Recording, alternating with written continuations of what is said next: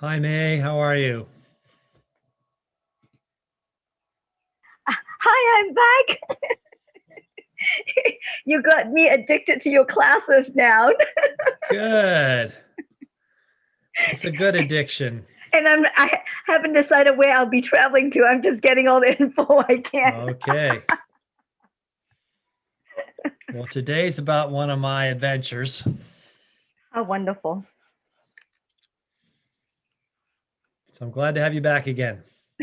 Thank you. May, where do you live? In St. Petersburg, Florida.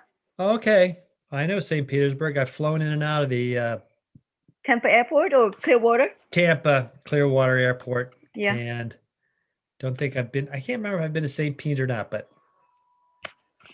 certainly been near there. Yeah. It's lovely. Good afternoon, everyone. Hi, Christine and Carol. Good afternoon. And Kim and Todd and Marilyn and Margie and Wilbur and Leslie and Todd. Glad to have you all along this afternoon for the ride. Okay, what I'm going to do, I'm going to change my name. My name is not Carol. I'm going to put my name up there, okay? Okay. Hey, gladly. I love you. All right. Please rename yourself. Often you see someone come in and the woman will have the name Bill, and I will know it's not Bill. See, we've got someone named Scott Bartlebaugh.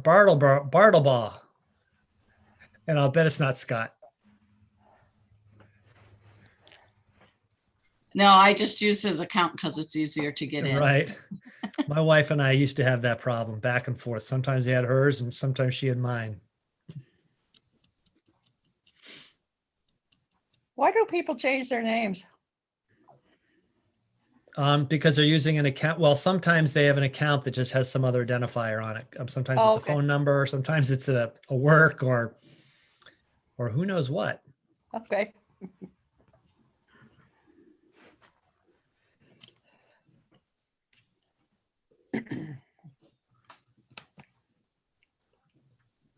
Okay. Okay. She was asking, why do some people change their names? Okay. My name, I'm in a foster grandparent program. And this Chromebook, whoever had this, their name was that name. And my supervisor been trying to get her name off to put my name on, but they can't do it. So every time I go in a meeting, I have to change it. Well, I'm a foster grandma also. Oh, are you? Yes, I Okay, now am. where do you live? I live right in central Michigan. If you hold up your hand, I'm right there, right in the middle. What did I talk to you earlier? I live in Muskegon. Yes, we were at your. Are you in Muskegon, right? I'm in Muskegon. Yeah. Yes, you were at the Good Morning with Norm. Yes. Well, nice to see you again. I know. So I have to change it. I have to change it every time. Okay. I'm getting ready to mute me because the phone is ringing. I've had a lot of folks today who mentioned being at Good Morning America with Norm. So the first group came in, they said they'd been laughing. So I guess there must have been something funny going on. Well, they got kind of crazy this morning. Okay, well, that's good to hear. I'll tell Norm that. Good to see all of you here this afternoon and lots of new faces, which I really like. And Kim has got an interesting photo there with a mountain in the background. Can you tell us what's in that mountain?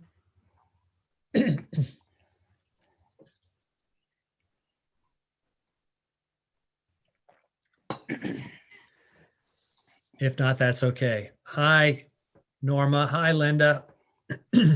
Hello. And hi, Mary.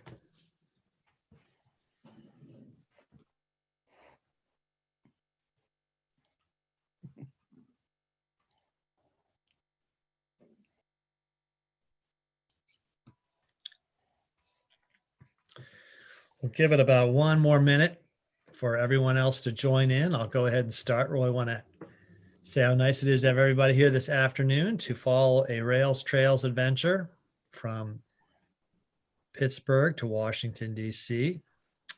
And I noticed that our TA, John, is introducing himself. So if you have any questions or issues, you can raise them with John in the chat. He's here to help. The way I'll do my presentation today, and I'll start in about 1 minute, is if you have questions, go ahead and put them in the chat and we'll come back and answer. I'll leave lots of time at the end for Q&A. And as I take you along on a journey, just put your questions in the chat. And after the questions in the chat, if anybody has questions that haven't been answered yet, we'll just put the floor open. Hi, Arnita, welcome back. Good to see you and everyone else this afternoon. I'm going to share my screen. And you should see something like a Rails to Trails adventure, 335 miles from Pittsburgh to Washington, D.C. This is a trip I did last year, but there's a whole lot more of the story than just a trip I did last year. You know, I'm going to stop sharing for 1 second. I'll come back so I can see everybody. How many of you have been on the Great Allegheny Passage or the C&O Towpath ever? You ever ridden it or walked it or visited it? Anybody here? Okay. So we have a lot of new folks. That's great. I mean, new to it. Someone say they've been there? Yes, this is Todd. I did it twice already. Great, Todd. Where do you live, Todd? I live in northern Michigan, Empire, and travel with my sons from Pittsburgh to Washington each year. Oh, super. You do that each year. That sounds like fun. I would like to do that each year. Maybe I'll do it again this year. I've done parts of it lots and did all of it last year. Well, you'll hear all about that. Well, that's good to know. I'm planning on doing it the last week of August this year. Yes, Scott. Patty, sorry. Your name is? Patty. Patty. You're going to do it the last week of August. Fabulous. Starting where? In Pittsburgh. Good. You will love it. We live in California, but we grew up in Cleveland, so we're going to drive to Cleveland and then down to Pittsburgh and then ride across and come back. Late August is fabulous. My favorite time to bike it actually is from the last week of August to about October 1st. It is just those 5 weeks. It tends to be pretty dry and the wildflowers are all coming. The fall wildflowers are all coming out their peak. The days are still pleasantly long and it's not too hot. It's just my favorite time. So let's see. Linda says, are there other areas that you can use the rails for? Not sure exactly what your question is. Go ahead and unmute yourself if you want to ask your question, Linda. Is you only get the rails for that one direction, or is it you can get it for different rate? There's no rails anymore, so you can go either way. You can go, and as you hear about it, you can see you can jump into it anywhere. I'll share again in 1 second. One more comment. Mary says, 4 of us are headed from Cumberland to Georgetown starting this Sunday. Aren't you going to have a great time? That is great. All 60 plus gals. That's super. That's super. Well, you're going to have fun on this, Mary. So you'll learn a little bit more about it today, hopefully. I'm going to go back and share again. I'm Russ Eanes, your guide with Get Set Up. I'm from Harrisonburg, Virginia. I'm a writer, a walker, and a cyclist. And I formerly was a book publisher. And in that role, I love to help authors shape their ideas into books. I'm currently a full-time guide with Get Set Up doing classes like this. And I do it because I love all the energy I get from working with older learners. Get Set Up helps you learn useful skills from people like you so you can do wonderful things. We learn from each other. So ideally, we can see you and your cameras are on. Anyone can request a recording after class of this class. You email help@getsetup.io. And if someone is joining by live stream, the best way to participate is to join us and register for a class. And we are live streaming today. Lastly, Get Setup's not being paid to promote any products. In case I speak about something today like Specialized bikes, we're not paid to promote that. And if you have questions today, please put them in the chat. I'll have plenty of time at the end for the Q&A as I take you on. I'm going to start now my little journey, taking you from Pittsburgh to Washington on the Great Allegheny Passage and the C&O Towpath. It stretches 335 miles from Pittsburgh to Washington, D.C., or from Washington, D.C. to Pittsburgh, because you can really bike it either way. It doesn't matter.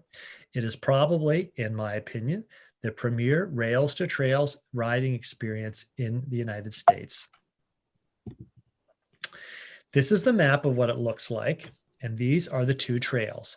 In orange, maybe sort of amber here, is the Great Allegheny Passage, which goes from Pittsburgh to Cumberland, Maryland.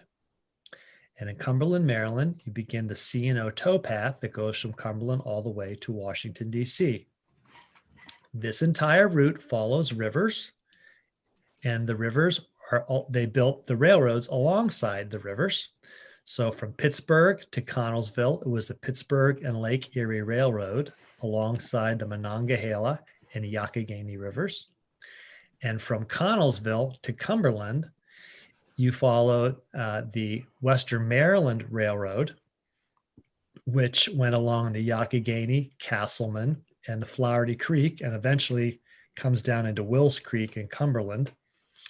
Those are old railroad beds. The railroads are gone. On the other side of each of those rivers is the CSX or C&O, Chesapeake and Ohio, or the original B&O Railroad, still there, still an active railroad with 2 or 3 lines. From Cumberland into Washington, you follow the towpath of the old C&O or Chesapeake and Ohio Canal. And that goes all the way along the Potomac River. So the entire route, except for a few little miles, is along a river. To give you an idea of the elevation, what it looks like, starting here at the left end in Pittsburgh, you're at about 720 feet above sea level. As you head east toward Washington, you slowly climb, but it is so imperceptible and it's completely flat because the old railroad lines along the rivers were completely flat until you reach the Eastern Continental Divide just east of Myersdale, Pennsylvania. And then you take a nice 1.5% drop all the way down to Cumberland. And from there, you follow Cumberland's at 605 feet. You follow the C&O all the way into Washington, D.C., which is at sea level. I like to say the whole route is completely flat. And I know when you look at it scrunched up like this, it doesn't look flat, but believe me, the whole thing really is flat. The railroads built their railroad beds flat. And the only section that has any climbing, if anything, is this 1.5% from Cumberland to the Eastern Continental Divide. So if you're going from east to west, you have to climb that, but it is not a hard climb at all. And I'll explain more about that. I was going from west to east, so this was actually a nice, fun sort of ride downgrade all the way into Cumberland. The canal was built flat, completely level in between locks. And there's locks every 2 to 3 miles where they lowered the water level for the boats. We'll explain more about that as we go. I like to say that this route is about rivers, railroads, and mountains. And this little guy here is my youngest son, back when he was 12 and rode the Gap or the Great Allegheny Passage with me. This is the Youghiogheny River in Ohiopyle, a beautiful wild river. That's an old Indian name, Youghiogheny, like the Monongahela. The C&O, or previously known as the B&O Railroad, runs alongside the railroad alongside the route the whole way. It's on the other side of the river. So the railroads, you're riding on an old railroad bed when you're on the Great Allegheny Passage, and you're riding across from the railroads the whole way because the railroads still follow those river channels. That was the easiest way to get down, up and over and through the mountains. And of course, you're in the mountains. The Great Allegheny Passage cuts through the Allegheny Mountains. And when you get to Cumberland, Maryland, you're still not quite all the way through the mountains. So the C&O, or the Potomac River that you're following, continues to cut through the Allegheny Mountains and then finally cuts through the Blue Ridge Mountains. And then it nears Washington, D.C. The mountains are behind you, but the mountains are beautiful. Starting the Saturday of Labor Day weekend in 2020, I spent a week on this ride from Pittsburgh to Washington, D.C. For those of you that know it, this is an old railroad bridge across the Monongahela River going into McKeesport. I stayed in a mixture of lodgings from Airbnb to bed and breakfasts to hotels. This is the town. This is in Town Hill. This is the inn, and it is a really lovely place to stay. And they give you one of the best breakfasts you've ever had in your life. It's up on quite a height. It's up on the top of one of the ridges. And so it's about 7 miles from the C&O towpath. I got a shuttle ride up there. I could have biked it, but it was nice to take the shuttle and see what that was like. I've lived within a few miles or a few hours of the Great Allegheny Passage or the Gap ever since it was first begun in 1986. And I've ridden parts of it more times than I can count. And I've been a guide on the Great Allegheny Passage for road scholars. These are groups that come and ride the whole length of it. They usually take about 5 days.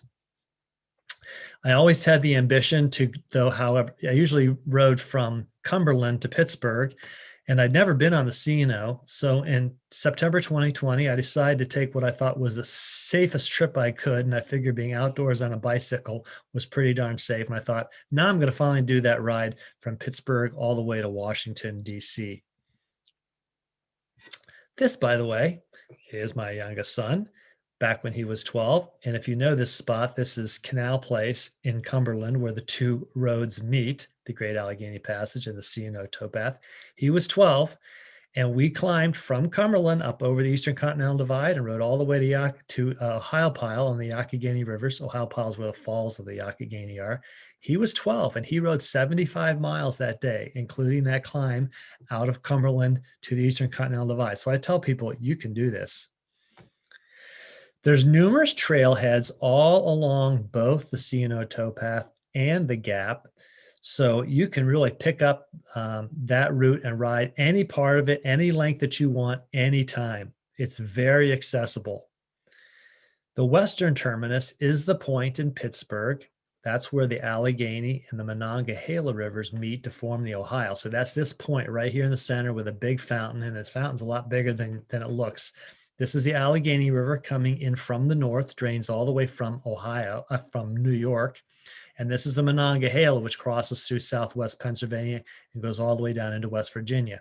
They're very big rivers. These drain the Allegheny Mountains. And at the point, they come together, and heading west is the Ohio River. This is another view of it, just gives you an idea. Pittsburgh is known as a city of bridges, and you can see there's a lot of bridges here. And there were more bridges crossing over to the point over the years. They've all been taken down. Pittsburgh is a beautiful city, and because you can get up on the height where I'm taking this picture from, this is actually from the Duquesne Incline.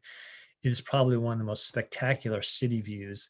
So if you're going to ride this from Pittsburgh to Washington, make sure you get in the day before and climb up and take the ride up to Grandview and have a look at the city from the top. It's just fabulous. For those that want to know about my gear, I rode a Specialized Sequoia, which is kind of an adventure / gravel bike, which can handle all terrains. I carried two 20-liter panniers loaded with about 35 pounds of gear, which really was too much. That also included some food. And of course, I had a handlebar bag on front. And I like my handlebar bag because it's got a nice little clear map pouch on it. So I like to watch the map and see where I'm going along the way. The Specialized has some nice wide drop bars, gives you better stability, 42 millimeter tubeless tires, and hydraulic disc brakes. It was made for this kind of road. There's all my gear that I had packed in there. If anybody's interested, in the notes at the end of the class, you'll get a gear list of all the stuff I brought along, mostly cycling clothing. It was perfect cycling weather in the 70s every day. Rained on me only one day out of the whole 7. And I brought some food. And because I'm writing a book about this route, about riding from Pittsburgh to Washington, I brought along some extra stuff that a lot of people wouldn't have brought, maybe some books and a few other things, and maybe a few items of clothing too many. If you are going, you really need to get a trail guide. And inside the trail guide, which is on the right here, which has all sorts of information about the towns, it has information about lodging, everything you might need to know where to stop to eat a meal. Inside that is a map, and this is really an excellent map. If I were to hold it up for you, if you can see me, you can see it's a really long map, and there's the Great Allegheny Passage on one side and the C&O on the other side, and it's on waterproof paper. So if you get it wet, you won't ruin it.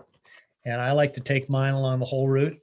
It shows you where you are, what towns you're passing through, the rivers and streams you're going past. Unfortunately, you can buy this along the route in many of the places. Ohio Pile, on the Great Allegheny Passage, you can buy a guidebook in Ohio Pile, West Newton, Myersdale, Boston, various places. Unfortunately, at the very beginning and very end of this ride, there isn't like a shop that you can stop in and get your trail book before you start off. Yeah, if you don't want to buy it along the way, you can buy. They are available in bicycle shops and at the REI in Pittsburgh, and you can also buy it online. So I really recommend that you have one with you before you go. I'm one of those people that I do a lot of trekking and long distance hiking. I've walked the Camino de Santiago, and I've done other long distance trips. Like I biked all the way across the UK in 2018. I just like to know where I'm going. I'd hate to think that I'm passing some historic spot or spot of particular beauty and didn't know something about it, because the guidebook might have told me. As I mentioned before, the gap follows the Pittsburgh and Lake Erie Railroad and the Western Maryland Railroad beds for 150 miles to Cumberland, Maryland. The Great Allegheny Passage is paved with crushed limestone and is well drained. So this is a section of it. This is actually the first crushed limestone section, which begins in McKeesport, about 15 miles outside of Pittsburgh, where it's very straight, very flat.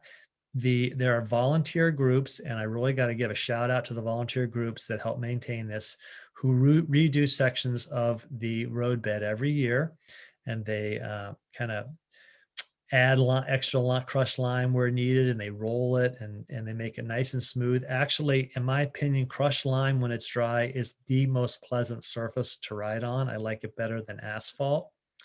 And because it's an old railroad bed, they built those railroads to be well drained. And of course, they ripped out all the ties and the rails a long time ago. It's a perfect surface for biking on. And there's a great story, which I don't have to tell you today, but it goes back to when they abandoned the Western Maryland Railroad in 1975. And the railroad was sold for $1 to the Western Pennsylvania Conservancy, with the very idea that they would make a mixed-use trail out of it. And it is one of the most successful public-private partnerships in this country. The first 15 miles out of Pittsburgh are paved asphalt. So Pittsburgh is actually a very bikeable city. It's a very bike-friendly city, in my opinion. It's very hilly. Got to watch out for that. But there are asphalt biking trails all over the city. And you take the Eliza Furnace Trail from the point all the way over to where I'm standing on. This is the Hot Metal Bridge, which crosses over the Monongahela River. All the old industrial center of Pittsburgh, which is now gone, all the old industry, and it's actually quite beautiful. The Great Allegheny Passage has 4 tunnels and numerous bridges. The longest tunnel is 3,300 feet, and it is lit with lights. This is it, the Big Savage Tunnel. This is actually on one ridge that they couldn't go around. So this is Big Savage Mountain in Pennsylvania, and behind I'm looking down to it from the upper side. It has lights in it. I did lead a tour group once, and some of the riders got ahead and they got in the tunnel, even though I told them to wait for everybody, and the lights were off. And they kept on going. And let me tell you, if you get in the middle of a 3,300-foot tunnel and the lights are off, that's the definition of pitch black. You cannot see your hand in front of your face. All along the Great Allegheny Passage and the C&O, but especially along the Gap, there are historical markers. When you're heading out of Pittsburgh, you'll find out about the Battle of Homestead, which is not in any kind of war. It was a labor battle in which strikers went on strike against U.S. Steel back in 1892. And there was a big battle, a big fight. It's a famous place. And the steelworks are all gone, but they've memorialized the spot. The Youghiogheny, which you take the Monongahela River about 15 miles out, and then you join the Youghiogheny. So much of the Great Allegheny Passage is along the Youghiogheny, and then later the Castleman River, which were the basins where they did most of the coal mining for the steel industry in Pittsburgh. And you'll see something like this. This is about the Dar mine disaster in 1907. And it talks about an explosion that killed 239 miners. All the industrial sites along the river are gone. They've they've been overgrown, they've gone back to green, so they're beautiful, but you don't know that hidden along these spots in some of these old towns, which are decaying or dying or barely surviving, there are memorials to big disasters like this. This is one of the biggest mining disasters in this country. This is not far from McKeesport. There are also other old signs of industry. These are beehive coke ovens that this rider is finding up in the woods. The valley, the Youghiogheny Valley, was filled 100 years ago with 50,000 of these coke ovens. Coke ovens are where they took the coal and they put them into these ovens and they burned them without oxygen for several days to purify it. And out of the oven came something called coke, which is like 99% pure carbon. And they shipped that by train up to Pittsburgh. And in Pittsburgh, that's what they put in the blast furnaces for making the steel. There are also many beautiful spots along the Youghiogheny River to get overlooks, and many times you're several hundred feet above the river on the trail. This is one of the great overlooks in Ohiopyle State Park. Ohiopyle is my favorite part of the whole Great Allegheny Passage, and the part I've been in the most over the years since I first started walking it over 35 years ago. The Youghiogheny is a beautiful wild river. And the area around Ohiopyle is also the Falls of the Youghiogheny. It's one of the premier whitewater rafting places in this country. But sections of the road as you go through the park are just beautiful shaded trails. It is known as the Youghiogheny Gorge because you're cutting through several of the Allegheny mountain ridges. You also get a lesson in geology.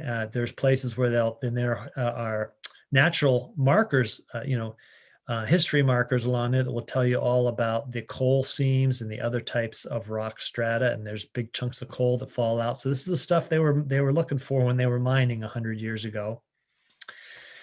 The most dramatic bridges along the Great Allegheny Passage are in Ohiopyle and Myersdale. And this is the high bridge over the Youghiogheny in Ohiopyle. Ohiopyle at the falls of the Youghiogheny, it drops nearly 100 feet in about a mile, makes a big loop around something called Ferncliff Peninsula. And this is the high bridge. And I was really glad I could get down because it looks fabulous when you're up above and you're riding over it on a bike. But it's even more dramatic when you can get down below and look at it. And you can see it right here in the middle. There's a couple of rafters because that's right in the middle of the whitewater rafting spots. This is the high bridge above it where everyone loves to stop and take a picture. There were a few more rafters, kayakers down in the water the day that I got down to take that picture of the bridge from below. And this is the Falls of the Youghiogheny. There's a big drop in this one spot. And believe it or not, people go over that with kayaks. Ohiopyle has yet another bridge. This one crosses over the river into the town of Ohiopyle. And this is a very long, beautiful curved bridge. When I lived there in the 1980s, this bridge had been removed and was recently rebuilt and put back in place. So it's a fabulous place to go over the Youghiogheny River. Along the way, the Great Allegheny Passage gains gradually an elevation until it crosses the Eastern Continental Divide, about 23 miles from Cumberland. So that's about 120 some miles from Pittsburgh before you hit the Eastern Continental Divide. And from there, it's a 1.5% downhill grade until you reach Cumberland. The C&O towpath then runs from Cumberland to Washington in 180 miles, and it has an elevation drop of 600 feet, but you only know it when you reach a lock. Otherwise, it is completely level and completely flat. This is taken from just south of Cumberland. This is just where the C&O towpath starts to head out of the city toward Washington, D.C., and this is the Potomac River, the North Branch, as it goes through Cumberland. This big notch right here is where the Great Allegheny Passage drops down into the city of Cumberland. And Wills Creek ran along the bottom of this notch. And that's where today the CSX Railroad goes. It's also the spot where the first settlers and people that were trying to get to the west crossed up over into and over the Allegheny Mountains. So again, to give you that idea of the elevation, as I had ridden from Pittsburgh to Washington, I'd gone up through Myersdale and then down all the way into Cumberland. I stayed my first night in Connellsville, which is about 60 miles from Pittsburgh, and I stayed my second night in Myersdale, which is 120 miles from Pittsburgh. So if you do 60-mile days, that's really nice. However, I should mention that there are fabulous little towns all the way along the way, and bed and breakfasts are popping up in those places. There's also a hostel and plenty of hotels actually in Ohiopyle, because Ohiopyle is probably the premier whitewater rafting spot in the eastern United States. I happened to be there Labor Day weekend. It was packed with people. I kind of went through quickly that time. I've been there lots of times before, but if you're riding it, Ohiopyle is about the halfway point between Pittsburgh and Cumberland.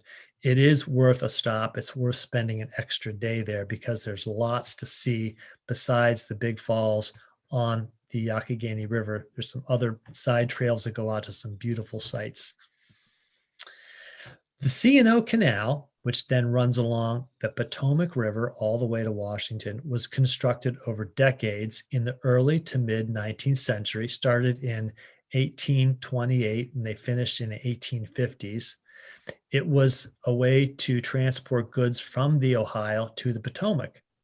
In the early days, they sort of, this is back in the late 1700s, they envisioned that this canal would run all the way to Cumberland, and they'd find a way to get all their canal boats and everything up over the ridges and then follow a new canal they were going to dig all the way to Pittsburgh. Well, before they could even get all the way to Cumberland, the B&O Railroad had been started in Baltimore and got all the way to Pittsburgh by railroad. So essentially, the canal was obsolete by the time it was finished. When you're in Cumberland, they show you one of the old canal boats, what they looked like. They were constructed exactly the maximum size that would fit in the canal locks. I mean, almost exactly. They're maybe a foot or two smaller. They wanted them as big as possible. They couldn't go any deeper than the canal, though, which was about 6 feet. When you're leaving Cumberland, the first stretch to the Paw Paw Tunnel, which I'll tell you about in a minute, is pretty remote. Sections of the towpath actually are just a single trail like this, very pleasant riding. And you can go to the town of Town Hill. That is like the only town for the first 50 miles anywhere alongside the C&O. And there's a nice little spot there. This woman has a little restaurant there, a little cafe, and I think I understand they're now building a hostel. It's in an old school building, and I understand they're building a hostel there for people to stay overnight, which would be really nice. The main features along the C&O Canal, and you are riding the towpath. So this is where the mules drag tow lines, pulling the barges each direction. Its main features are the locks and the viaducts and its single tunnel, the Paw Paw Tunnel. And this is kind of an oddity, a tunnel, canal going through a mountain. The Paw Paw is about 3,400 feet, almost the same length as the Big Savage Tunnel, but it doesn't have any lights. So if you're going to go through it, you have to have a light. At least I wouldn't walk it in the dark, especially since the water's still in the canal over the side. And if you were to tumble over there, you'd get wet. There's something like 3 or 5 million bricks. I don't have the exact number that they built to line this. It took a long time, years to build this tunnel. They did it to save about 5 miles of canal building. But I think by the time they were done, they were probably wishing they just gone ahead and built the canal because the tunnels took so long.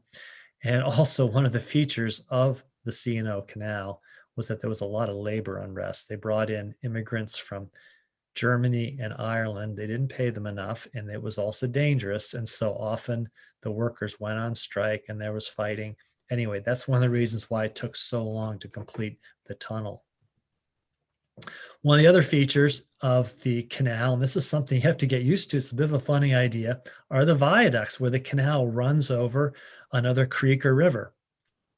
When there was a small stream, they would just put a small tunnel underneath the canal and something like you'd see on the highway today. But when it was bigger, they had to build this viaduct out of stone, which they lined completely so that the water would stay in the canal while it goes over the river or stream. This is one of the biggest ones in Williamsport. They're beautiful structures. They built this stuff out of stone, beautifully back when they built it, and it's really lasted a long time. Of course, there's no water in them now. You just ride on them and dry ground as you go.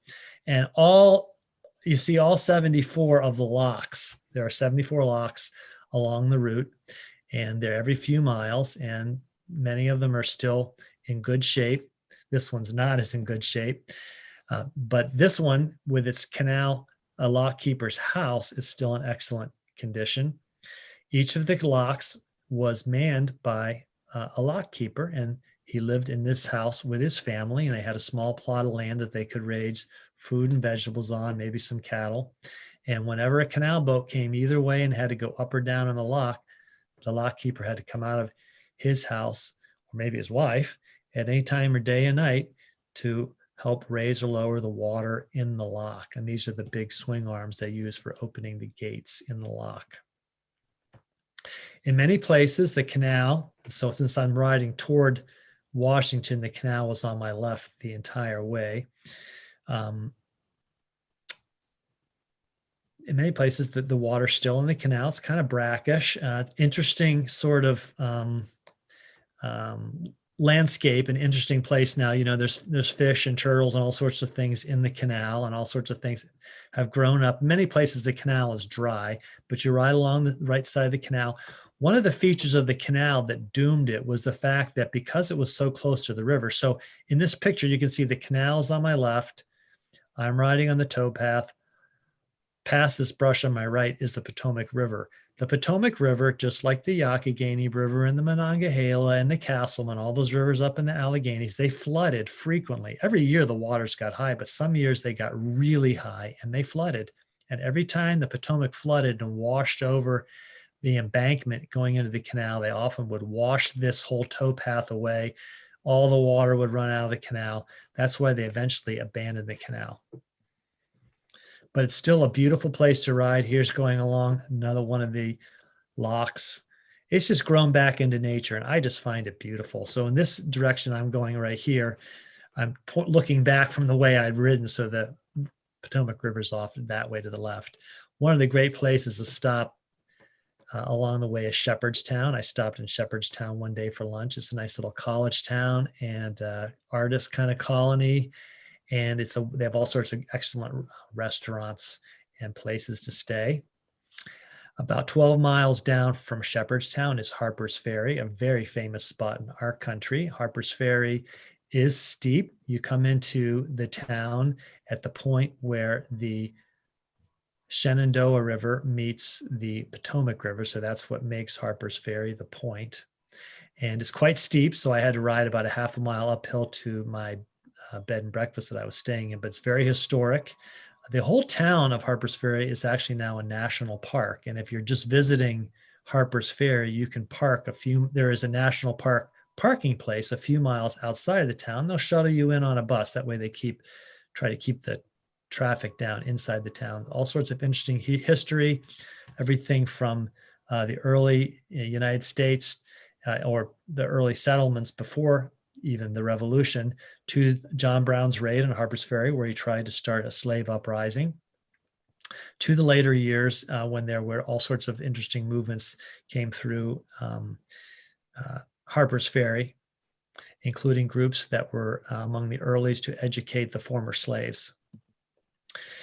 This is standing from Harper's Ferry, looking across the Potomac River to what's called Maryland Heights. And if you're ever there and you want to just go for a hike, this is actually a footbridge alongside this railroad line right here, this railroad bridge.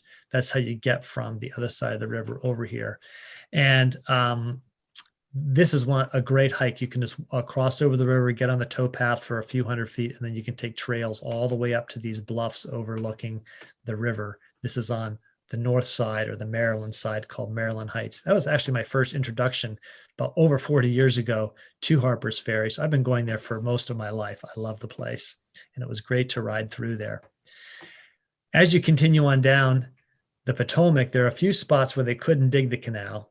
And so they actually dammed the Potomac River, and the river is like a 7-mile long lake. And they put the barges and the canal boats into the river. And so the towpath just ran alongside the river as it pulled the canal boats through the river. And this is a spot where it was just, there was too much rock on this side to dig the canal. Had a lot of fun meeting various people along the way, different riders who were riding the same direction as me. I met these two young women when I was going through the Paw Paw Tunnel, and I noticed they were signing to each other. And then I remember I'd seen them all the way back in Cumberland. Turned out they were deaf. They work at Gallaudet College in Washington, D.C., which is a college for the deaf. Had a great time communicating with them otherwise. This is where I met them at White's Ferry one day. White's Ferry is was, or is, depending how you want to look at it, the last remaining car ferry on the Potomac River. It's about 30 miles from Washington, D.C. It's not operating at the moment. There's a feud between the owner of the ferry and the owner of the land on the Virginia side. We hope it gets resolved. When it's open, it's a nice spot to be able to hop from the Great Allegheny Passage over the river into Leesburg, Maryland, where there is lodging if you want to stay in Leesburg. It's a delightful town. The towpath does have a reputation for being muddy. So because it's just a dirt path and not an old, well-drained, well-created railroad line, and because it's alongside the river, it can get very muddy and lots of puddles. And one day I got covered in it when it rained a bit. And I didn't ride with fenders on my bike, and I regretted that. I now have my fenders back on my bike. And if I ride, and I'm planning on riding more of it this year, I would recommend put fenders on your bike. After my 7th day, I arrived in Washington, D.C. at milepost 0. This is where the Chesapeake and Ohio C&O towpath ends because the canal went into the Potomac River. This is where the Potomac River is tidal. So the water's not rushing out to sea. This is sea level right here. It's funny. It's a bit of a hard spot to find. It's almost a diametric opposite of Pittsburgh. You can't imagine a more dramatic beginning of the gap than you can at the point in Pittsburgh. There's a marker in the ground and you're at the point and the Ohio's behind you.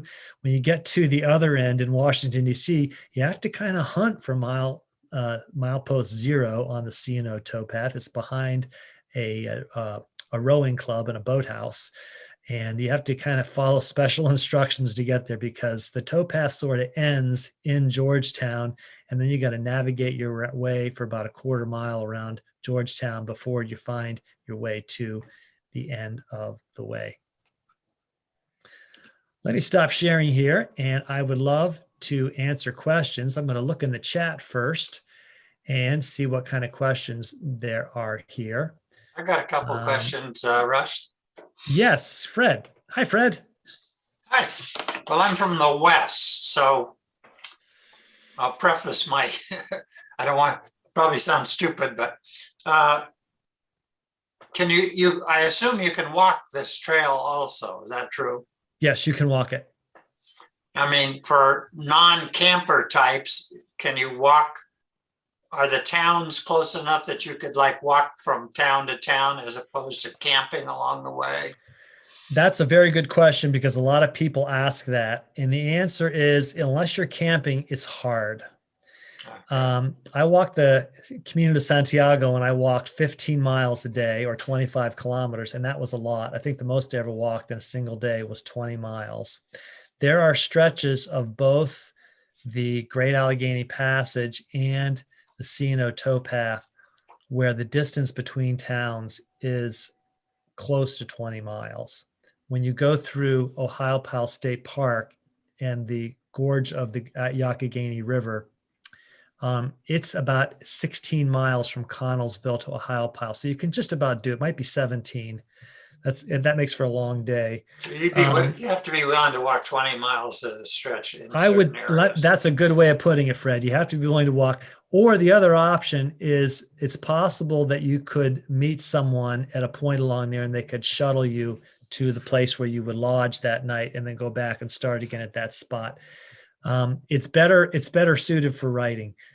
However, Fred, I happen to know you've got a folding bike and you could bring a folding bike on the plane, and a folding bike would be excellent for this because, again, I said it's flat the whole way. Yeah. Go ahead, okay, Fred. Yeah, I think, let me look. Oh, was there a toll? You said there was Was there a toll on the canal? Yes, the canal was told. Yep. Okay. All right. Thanks, Russ. Great presentation. You're welcome. Chris is asking if this will be available after the initial presentation. Yes, if you email help@getsetup.io, they'll send you a link to watch this. It should also be available on our Get Setup TV YouTube channel. And I'll be doing this class again. I have mentioned this class on some Facebook groups, so people who are interested in biking it have found about it. Arnita asks, how is upkeep of the infrastructure funded? Very good question. The C&O towpath is the whole way, the old C&O Canal is actually a national park. So that is funded nationally. The Great Allegheny Passage, even though it's a 150-mile length, is actually connecting several regional paths. That's how it began. Each of those regional groups does the upkeep and funding. I believe the state of Pennsylvania and other conservancies fund that. So I don't think these groups have to raise their own money. But local volunteers do all that work. And whenever I meet them along the trail, I stop and I thank them for their work. I met a guy along the trail in Boston, my first day out of Pittsburgh, who was just picking up trash. And I stopped and talked to him and thanked him for his work, because it is one of the most beautiful things, places you can ever ride is through those Allegheny Mountains on that trail. Next question. Arnita asked about safety. Have any bikers or walkers come up missing? I can't answer that. My guess is pretty darn safe. No real danger along there. Groups do it. I think last year I read, I can't remember the number I read of people that rode it. And part of that statistic that they'll say how many people rode it is, I don't know that how many people who rode part of it, who came and rode it for a day, but hundreds of thousands of people ride this. I think I once calculated that about 25 million people live within a 2-hour drive of this whole stretch, but it is very safe. Yeah, you've been walking too many crime shows, Arnita, I get it. Let's see. Chris says that he and his friend are going, or she are going on it from Pittsburgh to Cumberland mid-September. Oh, you will love it. It is just so delightful there in September. Again, I said it's not too hot. The days are sunny. If you don't like goldenrod, you might not like it, because there's goldenrod and the asters and all the flowers are out, and it is really beautiful. The air is dry and it's very pleasant. Mary says she's been following some forums, but have read conflicting posts on whether or not you can ride through the Paw Paw Tunnel. Do you know if we can ride through it next week? No, you cannot. So while I rode through it last summer, they have since closed the southern end of the tunnel. You can actually go into the tunnel and you might even be able to walk all the way through, but you can't get out at the other end. They've closed the southern end of the tunnel, not inside, but there's a little walkway coming out of it because of rock slides. So they're securing that and preparing that so it's good for the future. So the Paw Paw Tunnel is closed to people that want to walk all the way through. However, there is a trail around it, and it is a climb, and it's not easy, but it's doable. I've been following the forums, and people are all saying, yeah, we got up over there with our bikes, even with our trailers. So you have to climb up a bit to get to the hike over, and then you can get back down. You need to allow, I think they said about an hour and a half to take that to climb up around and over that. So that is one disadvantage. I don't think the tunnel will be open until next summer of 2022. So I was fortunate to go through it last year, but it'll be much safer. And when you get to it and you see what it looks like on the other end, you'll have sort of an aha moment on what it is they're working on in the southern end, because they cut through a lot of rock to get that tunnel put in. But but on the other end, if you like to, when you get to the northern end, you can walk into the tunnel a bit just to see what it's like. I'll be honest, I found it creepy. It's dark. There's water dripping into the canal, which you can't see on your side. I just found it a little bit creepy, but it was fun. It was quite an adventure. Someone says here, let's see, Golden Triangle, Pittsburgh will rent one way, and you can drop off at a place in Georgetown. Yes, Ken, that's right. You can rent a bike for this.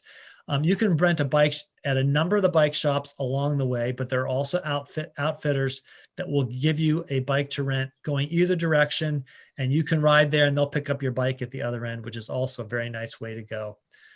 Chris says biking for 6 days It's a meandering tour. What is the minimum to take? You said you took too much. Really, I think you could get by with 30 pounds of gear, depending on the time of year you're going. And if it's warm enough, and it's warm enough, I'd say between late May into early October, it's really warm enough. You don't need a whole lot of gear with you, just your cycling clothes, something to throw on at the end of the day, because there are some nice towns to go get something to eat in the evening. I mentioned lodging.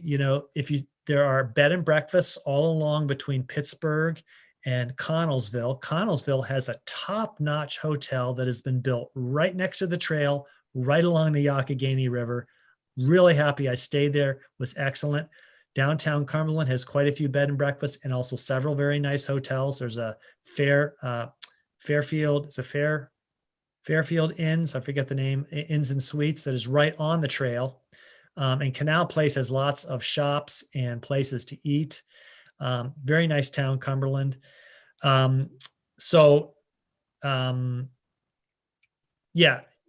I was going to originally do it in 5 days, and then I decided, hey, I'm writing a book about this. I think I'll do it in 7. I'm in no hurry. I've done it lots myself. I want to explore some towns. So it's really up to you. I know someone who's ridden it in less than 24 hours just because he could do it, but you can't stop and enjoy any of it. You can't stop and read any historical markers. You can't stop and look at the waterfalls. And honestly, again, I'd say if you can spare the time, spend the next day in Ohiopyle. When you get to Confluence, where the Castleman meets the Youghiogheny River, take a little side tour and go up and look at the Youghiogheny Reservoir. It's beautiful. Take a swim in it if it's warm weather. Todd says, stress the importance of being prepared for heavy rains, flats, and injuries. We were woefully underprepared. So yes, you need to bring along some extra tubes or tires or air, what you need to patch a tire. I would say if you're riding, do not ride on anything under a 35 millimeter tire and have fenders on your tires, because it does get puddly and quite muddy in places along the C&O. I encountered more than one downed tree, so I had to get my bike all the way around a tree that had fallen down in a storm across the path. That happens. The C&O is quite remote. It is sort of reverted to wilderness, which I'm glad it has. So be prepared for that. There are bike shops and places all along there where you can get repairs if you need something, if you can get to it. However, I had a cell signal the whole way. I don't think I was without a cell signal anywhere along the C&O or the Great Allegheny Passage, except for maybe in the tunnels where I didn't check. Any more questions? We got about 2 minutes.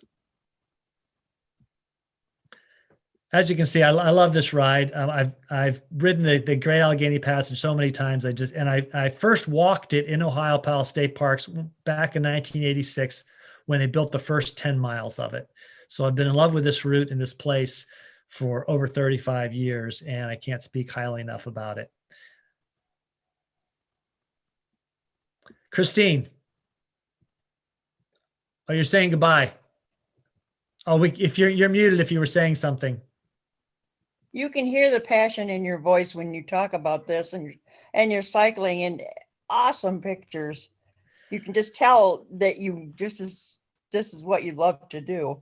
Well, thank you. I'm not technically a native of Western Pennsylvania, but I've lived there for over 30 years. And I always tell people that Western Pennsylvania is one of the most beautiful places in this country, and it has suffered some of the most awful devastation because of industrialization, but the nature has come back. Very well done. Thank you. The Youghiogheny River, 30, 40 years ago was sterile. Because of the mine waste from the coal mines, it was sterile, no trout in it. And they have cleaned up the mine waste, and the trout are back in the river all the way up through the Castleman. So it's wonderful to see nature recovering. Frank. Well done. Thank you.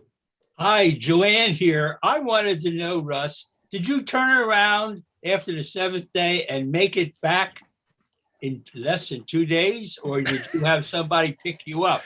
Sir. I had a secret, and this is the part I didn't tell at the end. This is fun. You are in downtown Washington, essentially. I went about 3/4 of a mile, and I got on a metro, and there is an elevator that will take you down to the metro stop. You can roll your bike onto the Washington Metro, and I took it out to Vienna, Virginia, where my lovely wife picked me up and brought me home. She didn't meet me, but at least she met me at the metro station. I hope to do sections of it with her today. In fact, in a couple of weeks, I'm hoping to go up to Cumberland and ride part of it again. Let me see if there were any more questions here. Oh, Todd says he bought my book in the Camino. Thank you. I love riding the book in the Camino. The second book is going to be about this ride because I love that area so much and I love the ride. Love to see people out on bicycles. Love to see people these days out on e-bikes. I know a lot of people out on e-bikes who never would have gotten biking. And I say, good for you. I love to see it. When someone comes passing behind me and zips past me on an e-bike, I do not feel threatened or angry. I think, go for it. Should be illegal.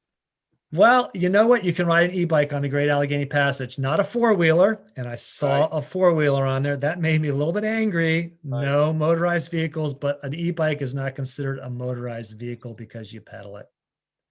Well, thanks, everyone. I hope to see you in some other classes, and nice to see many familiar faces, but lots of new folks. You have a great afternoon and a good evening. Well done. Thank you. Thank you. Bye. Bye. That was so good.